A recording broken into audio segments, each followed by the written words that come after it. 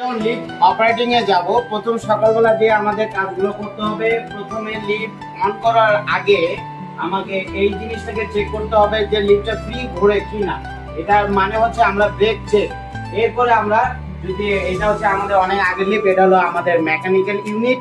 এই ইউনিটের ভিতরে এই যে ব্রেক ড্রামটা আপনি দেখতে পাচ্ছেন, এই ব্রেক ড্রামের ভিতরে আমাদের ম্যাক্সিমাম 1 মিলি হলে কিন্তু বেশি রিস্ক হয়। তো আপনাকে যে পিতলের যে ইউপিকিংটা আছে, ওই ইউপিকিং দিয়ে এই জায়গাটা ধরে আমাদের ওই গ্যাপটা একটু দেখতে হয়। এরপরে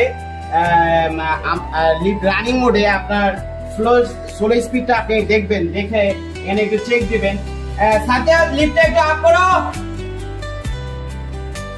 আপ। হ্যাঁ, এটা একটা মোড। হ্যাঁ, এটা হলো ম্যানুয়াল ভাবে টেস্ট। এবার ডাউন ডাউন।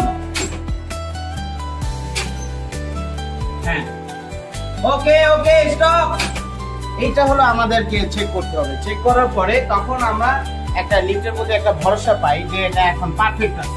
এটা হলো মেকানিক্যাল ডিভাইস গুলো ব্রেকের test.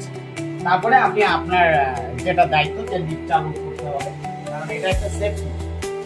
Safety is the first. তো আমরা এই পর্যন্ত সমাপ্ত করলাম। মেশরুম থেকে মোহাম্মদ আমিনুল ইসলাম।